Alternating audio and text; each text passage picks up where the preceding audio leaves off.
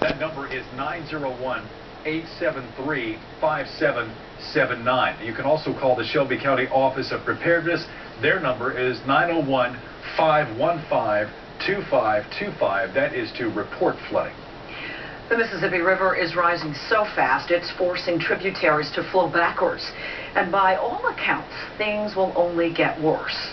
But how much worse? Fox 13's Lauren Lee takes a look at some possible answers.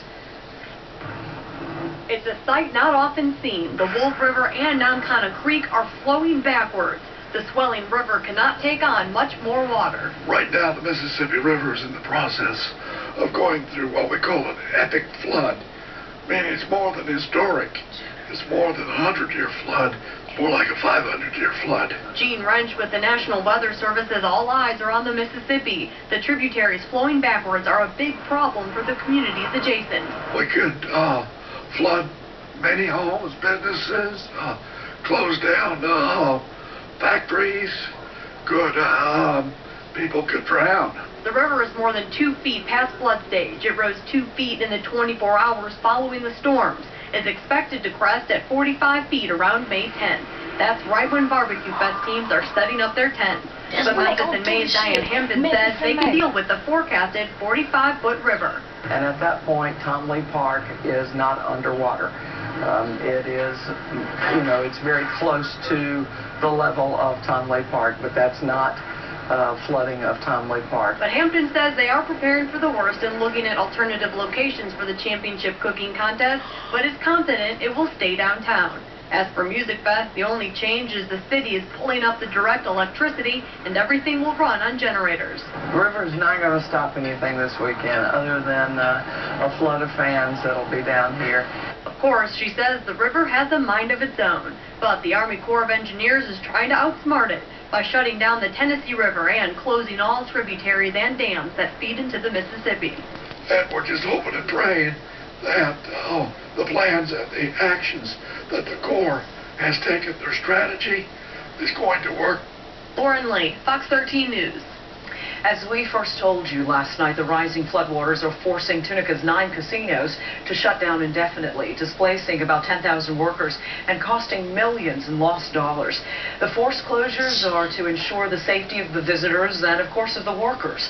The casinos will close on a staggered schedule based on forecasted river levels. For a list of those schedules, all you have to do is to go to our website, go to myfoxmemphis.com. The small town of Rosville, Tennessee is anxiously watching the river right now. Rosville is only about 35 minutes southwest of Memphis. People there say they've never seen flooding this bad. Water is creeping onto front porches and several people have had to be rescued along with their cars. Police have blocked off several streets in that town. The Mississippi River that's backing up the Wolf River, and the Wolf River is about 1,000 yards north of town here, so it's backing up into our town. I moved all my furniture upstairs, so it's good. The whole house is surrounded by water. So it got pretty high, almost to your porch. Yes, to the bottom step of the porch, last night. Now, everyone in that affected area does have flood insurance. It's mandatory in the downtown area, which has suffered the worst damage. No injuries have been reported, and schools there are closed until further notice. Wednesday's superstorm is just the latest extreme weather event in this spring that has featured massive flooding and a devastating drought. Fox's James Rosen looks at some of the reasons and theories behind the wild weather. It's devastating. I was in one in 98. With this right here, take the cake. As whenever tragedy strikes on a grand scale, victims are left to wonder whether they were just unlucky or whether larger, darker forces were at work. The tornadic horrors ravaging the South swiftly reignited the debate over climate change. The Earth is warming, carbon emissions are increasing, and they both are connected to increased intensity and severity of storms that we both are witnessing today and are going to see more of in the coming decades. But dissenting voices were heard.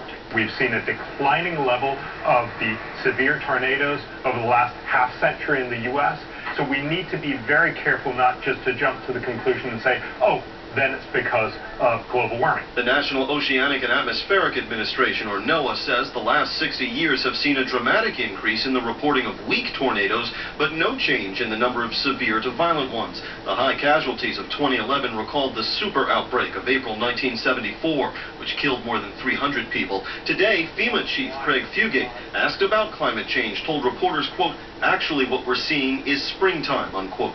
Fortunately, many people think of the Oklahoma as a tornado alley and forget that the southeast United States actually has a history of actually longer and more powerful tornadoes that stay on the ground longer, and we're seeing that obviously in the last weeks and yesterday. Greg Carbon, the warning coordination meteorologist at NOAA's Storm Prediction Center in Norman, Oklahoma, said warming trends create more of the fuel tornadoes require, such as moisture, but also deprive tornadoes of wind shear.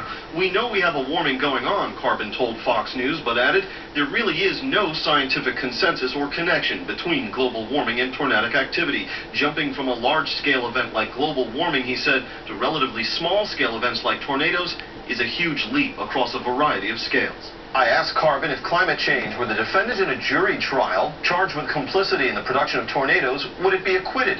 He said that would be the right verdict because no direct connection between the two has yet been established. In Washington, James Rosen, Fox News. We did pretty well considering the damage that started in Smithville and went right across Alabama into Georgia, but we're still dealing with a lot of water, as you've heard over the past day or so.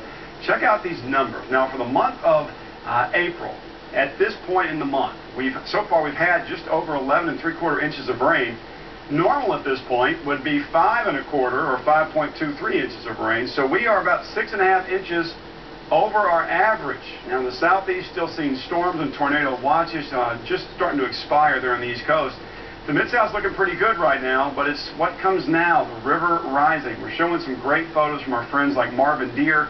This was in West Memphis about a day or so ago, and again, we expect river totals to rise. This shot from our friend Devin Snipes of downtown Memphis, taken from Harbortown, all part of the system that moved through last night, which made for a pretty spectacular sunset. All right, coming up, we got a lot to talk about, including the numbers on the Mississippi River. What about the Wolf River in the Germantown area? All these are getting very close to cresting, and we've got more rain in the forecast. We're going to talk about that in just a few minutes.